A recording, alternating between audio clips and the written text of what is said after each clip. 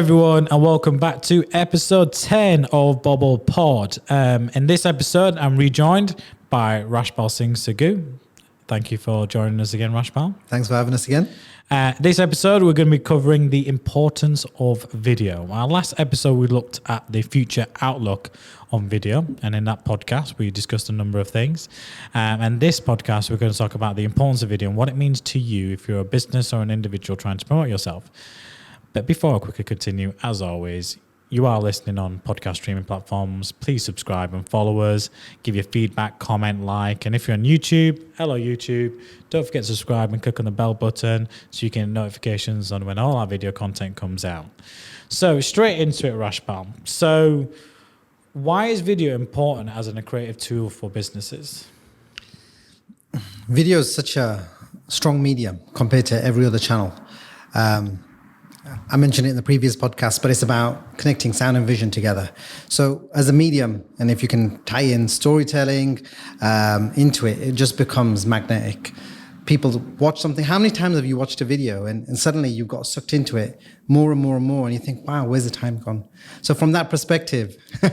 TikTok, I'll tell you, TikTok and Facebook videos, unbelievable. Yeah, so from that perspective, video is super sticky. That's why it's valuable, not only on social engines, but it's super valuable on your website as well. Get people onto the website. This might grate with you, but I'm kind of against embedding YouTube video onto a website. We use different technology. And from that point of view, you can see. We can have a general conversation about this. Okay, from an SEO expert to a video expert. Okay, so generally, yes, we would prefer businesses to embed, not host a video on the website, but rather to embed it, just because of the load time takes it away. Because when you consider Google's update from around Call with Vitals that came out in July 2021. We saw that embedded videos on a website did better in terms of speed, load time against those that were hosted. But you say you have a different way to doing it. So please do share. Well, first, let me tell you about the problems. So absolutely don't host a video on your website, embed it. Absolutely for speed, for loading times. But you've just invested in SEO, PPC, or social media marketing to drive traffic to your website. So all of them pennies, pounds, and tens of pounds, hundreds of pounds, thousands of pounds, you've just paid to get traffic to the website, and you've got a YouTube embed there. All they've got to do is click that one YouTube logo or the title, and all of that money has been slightly compromised because now they're on YouTube. And YouTube's goal is to keep you on YouTube. So you watch a video and you see another likewise video, or you get distracted and you look down the side panel and you see other videos that might be more interesting. And if we flip back, let's say you didn't click the YouTube logo or the title. You get to the end of the video, you get a beautiful mosaic of other videos that might not be related to the business or service that you're looking at on that website. So from that point of view, it's like having a leak at the bottom of your bucket. We use a technology called Wistia. Wistia are just like YouTube or Vimeo. Vimeo, YouTube are probably the most popular brands that people recognize. Wistia as a technology company do exactly the same. They're a video hosting platform, and we put video on there and put an embed onto the website. If we go through all the technicalities, it's even faster than YouTube with regards to upload speeds. It supports SEO and all of that jazz. But most importantly, the point that we're talking around is you've got traffic to the website. There is no button to click on where they can leak out. So you're in control of that user experience. So you want to bring traffic to your website, feed them with video because that's sticky, keeps them on longer, watch time, and you general dwell time on the website is then where you want it to be as long as possible. And then from that point of view, you can put call to actions in that video. You want them to go to a different page. You want them to sign up to a newsletter. You can put a turnstile directly in the back of that video. So you don't have to put a form next to the video or under the video. But they're like bonuses or nice to haves. The key point I'm trying to drive here is they're not leaking out of your digital footprint. Yeah, that's key. And I agree with that. Some of our clients do YouTube, some we embed directly on because it's better instead of hosting onto it. And you can use platforms like Vimeo, which are like, private videos, so there's no link to anything else in that element. So yeah, I totally agree with that. I would never host a video on a website because it just slows it down way too much. So specifically, if it's on your home page and it's like that gallery image and it's the first, as we call the first contentful paint, FCP, as we call it from a Call with Vitals point of view, is, the first piece of content they see, or it's the LCP, it's the largest contentful paint on your website, the LCP, which is how long does it take for the largest piece of content. And the largest piece of content always tends to be the biggest gallery image or the video on the site that takes too long to load, which is what fails most websites Core Web Vitals.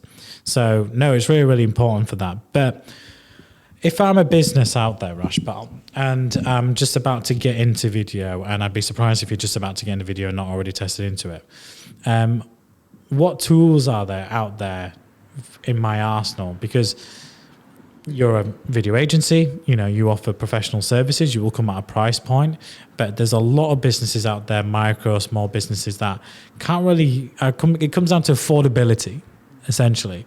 What can they do to get into video? So great question. So in our agency, when we speak to a new prospect, the first question is really to understand, how big they are, what's their affordability, like you said. And depending on where they are, we have three options. We have a freemium service where we can point them in the right direction for really what they need, spend some time with them. Obviously, we can't invest too much time with them, but we have lots of free resources. Ask the question, we've got some free resources, we'll share them with you, go away and just get on with it, get busy with it. Obviously, beyond the freemium, we've got our project campaign service, we've got our partner service as well, and obviously they come depending on the needs of the business, then them two services plug in. Coming back to the freemium, I think there's lots of options out there, but once again, we always start with strategy. What is the goal? Why do you want to produce video? Is it, once again, marketing? Is it awareness? Is it sales? Is it conversion? Have I got a big sales team? And we've got lots of telesales happening. We've got people who are constantly speaking to customers, but we can't get them over the line. Well, maybe you need a sales enablement kind of video to get people over the line. Produce some testimonials, produce some product reviews. So, the customers, they understand the awareness part. You don't want to take them back up the journey, you want to take them forwards in the journey. So really it's about, firstly, where are you in your journey with your customers? Where's the bottlenecks? Where are the problems? And then once you've identified what the problems are, make them videos, using your phones yourself, whether it's a screen recording. And then there's tools, once again, free tools like Descript is a great tool where you can just upload your video to Descript. You can actually edit the video. I don't know if you've seen it, but it's super cool. You can you can edit the video like a word processor. So you're not editing like an editor would edit on a timeline. You're actually looking through the words and saying, okay, take that word out, take that word out, just like Google Docs or a word processor. Does that not make... I mean, we could probably use that because, we kind of shoot this in one go. And if I'm really honest with you, sometimes, I might not say a certain word right or come across it. I think in the first one, I couldn't say like skeptical or something. I said skeptical or something like that. But, we kept it in there because it humanizes, the content.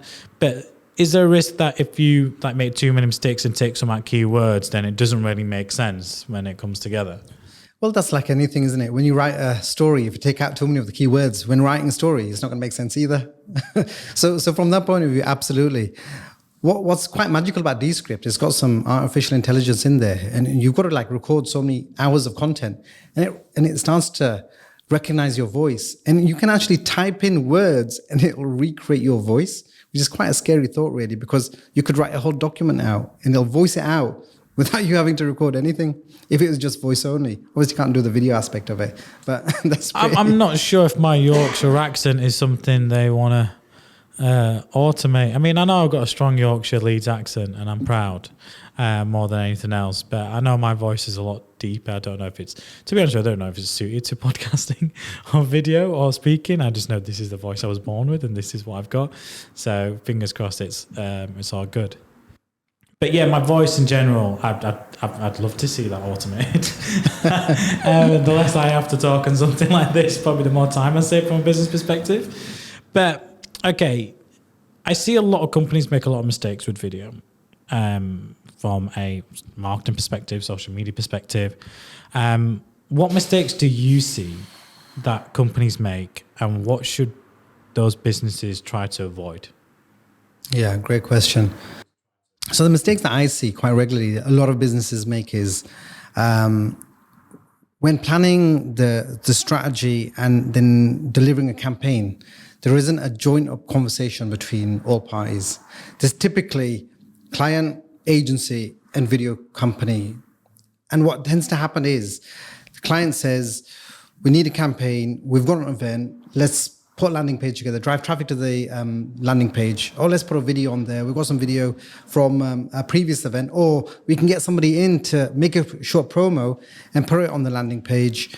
So agency goes away, puts the landing page, looks nice. They independently speak to a video guy and they make a video, and then, just like a bit of a jigsaw, they put it in and yeah, technically all fits and works. But when they come to the results and they see the results and they think, well, we got 20,000 people that hit the landing page because we can see the stats, but we didn't get that many conversions. And then they suddenly think, well, out of the design and the build of the landing page and the cost of the video, well, the video is the most expensive. Oh, we're not going to do video again.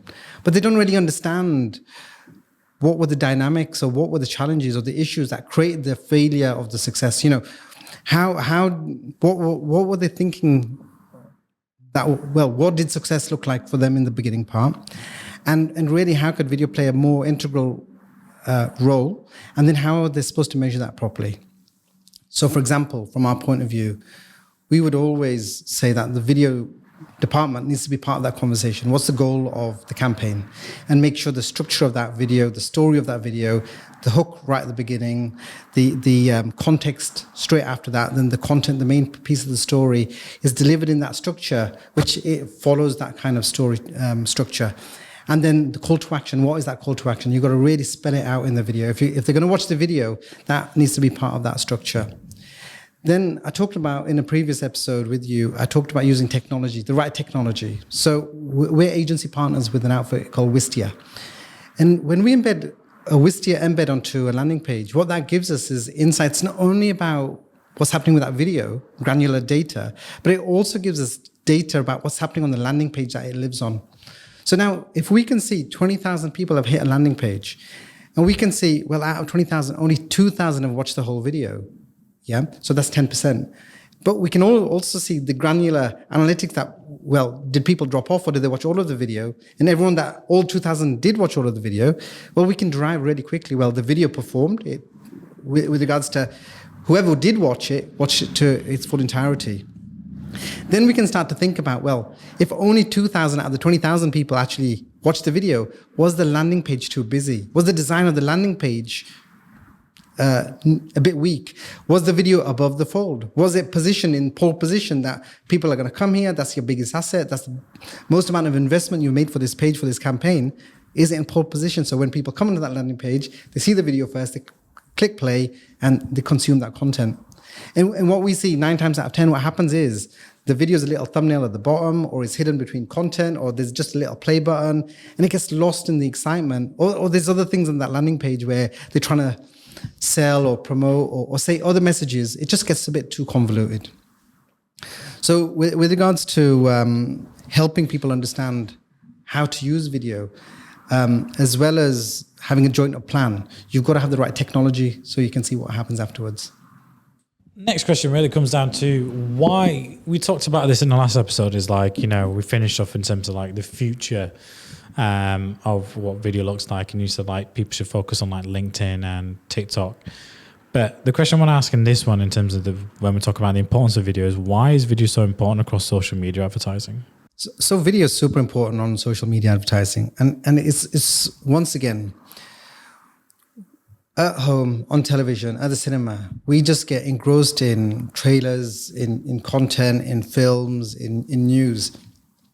And you can use social channels in the same manner. You can push your own content out and make it just as interesting, just as engaging as some of them programs that you see. So from that point of view, as a brand, as a business, whether it's your personal brand you're trying to build or a business brand, you want to put your best foot forwards. You want to communicate. You want to communicate what you have to offer. And you want to talk to your audience and build that community with regards to what problem do they have, what solution can you bring to the table.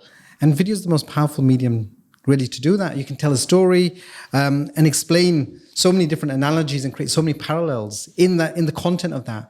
And the biggest thing about video is, it's about visual storytelling.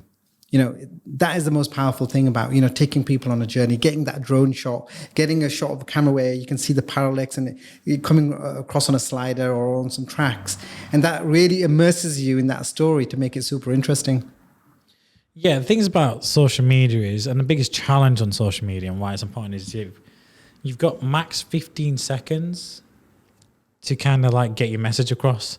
You're limited to 15 seconds across, Facebook, Instagram. You've got stories, you've got reels, you've got in-stream. Some ads can be skipped after 5 seconds on social media. On TikTok and LinkedIn, you've got only a short space of time to really capture audience attention. So video visually, it's very important because it stands out more than just an image. I'm not going to say which client it was because at this moment in time, we're still in conversations with them, but they spent £4 million on a, let's say, project, and they were doing YouTube campaigns, but then when we audited the paid social campaigns, they were using image carousels. And I was like, I don't get it. You have the content because you're clearly pushing it across YouTube. Why are you not pushing it across social media, which is a more of a better platform from a targeting perspective in terms of actually driving clicks and relevant clicks to the website. So that's the problems I see that businesses make in terms of what they should try and avoid is, they think sometimes video is just one particular platform. But when we talk about video as a service, as an agency, video is, yes, it's YouTube, but it's social media, it's TV. Video is so diverse right now as a portfolio of platforms that it can be anything. Can I just jump in there? Yeah. So you talked about 15 seconds, and I couldn't agree with you more. So I'd say, even though the platforms say 15 seconds, I think you've got less time than that. So in the first 3 seconds, you've decided, you've just seen something, and you've decided whether, do you want to carry on watching this, or is this interesting or not in the first 3 seconds? And by the time you get to the 10th second, you've decided, well, am I going to just now scroll off it, or should I carry on watching? So I think first 3 seconds and the 10 seconds, you as a consumer are going to decide whether you want to consume this content or not. So what really grates with me is there's so many videos I see, and the first 10 seconds is just the logo, and you can see the music building up and the logo coming in, and I'm just thinking, what have I learned in 10 seconds? Swipe, is gone. It's like, what a waste. So think about the customer first. We're all running at 100 miles an hour at the best of time. You don't have time for a 10-second logo stint at the beginning. Get straight in with the message. In the first 10 seconds, get that hook out, get that teaser out. What am I going to see in the rest of this content? It doesn't matter if it's another 30 seconds or 90 seconds or even 10 minutes. Yeah. And YouTube's pushing 10 minutes and more. But in that first 10 seconds, it will buy you the next 30. The next 30 will buy you the next 60, and so on and so on. Yeah, because then they're like we said, it's storytelling. They've invested into that story, that message you're communicating. They've connected on an emotional level to what it is you're doing. I think when you look at the best influencers and the more key influencers, especially like people like Mr. Beast, he starts with, I created a Squid Game and offered £1 million to anyone who could complete the course. There's a hook. There it is. All right, cool. I'm interested in watching this. I created Willy Wonka's Chocolate Factory and offering £500,000 to anyone who completes the course. It's like, that's what he did. And that's just a snippet taken from what he said later on, but then he builds it up. So you're like, oh, okay, this video is about X, Y, Z. Absolutely. So, it's always a learning process. I look back at our videos and think about, oh, you know what, I could look at creating a bit of a call to action at the beginning. But I think that's great advice to anyone, and why it's important is definitely create that hook, that call to action within the first 3 seconds, specifically on social media, because that's the most valuable element. Absolutely. In terms of what people are doing, and whether you're a product or whether you're a service or whether you're just trying to create some engagement or brand message out there and build a brand, is, you got to have that core hook within the first few seconds, because you're right, they don't really have 15 seconds on YouTube. I think the max is about 5 to 7 seconds that someone's willing to watch a full video. 5 to 7 seconds is not a long time, really, when you think about it in the grand scheme of things. You compare it to stuff like Formula One, that's, not really a lot well, actually, in Formula One terms, 5 to 7 seconds gap is quite a lot. But still, you know what I'm trying to get at. 5 to 7 seconds is over in a blink of an eye. So you don't have much time to gather attention, specifically when there's now that much video content out there. Absolutely. And with so much video content out there, you're competing against all that other content for your customers' attention. So how do you get their attention over something else? Well, we have something called the 5 C's. It's a storytelling structure. Yeah. Yeah. So the first C, cold. Second C, context. The third one is content. Fourth one, conclusion. And the fifth one, call to action. And if you use that as a framework, exactly what, like you said, how you shared Mr. Beast's story, that was a hook. That was a teaser right at the beginning that grabs your attention. Then move into the context. Why now? Why is it important? Give a bit of a backstory. Then you go into the content, the main bulk of the story. Move on to the conclusion, quick summary, and then call to action. What do we do next? And if you think about that format, whether it's short form, medium, or long form, and you're trying to build that structure, that framework around your content, it just makes it more palatable for your audience because they get it straight away. If they're not your audience, they'll switch off from the hook. If they are, then they're more likely fall into your funnel, into your story, into your content. Fantastic. So I think that wraps it up perfectly. Importance of videos, the 5 C's. We'll actually add that into the description and a link if you can give that to Rashpal Awesome. on the actual video for people. So again, thank you, Rashpal, for joining us for these last 2 episodes and giving your expert opinion on video. It's been a pleasure to have you. Likewise. Thank you very much. And thank you to the audience for listening in. We hope you've really enjoyed this episode and the one before. More episodes coming up every week. So don't forget to follow, like, subscribe across our podcast streaming platforms. And if you're on YouTube, it's good to see you. Don't forget to subscribe and click on the bell notification button. We'd appreciate any comments and feedback. And don't forget to reach out to me on LinkedIn or onto our social medias and give some feedback and ask some questions, and we can get them featured on the podcast. Thank you, everyone.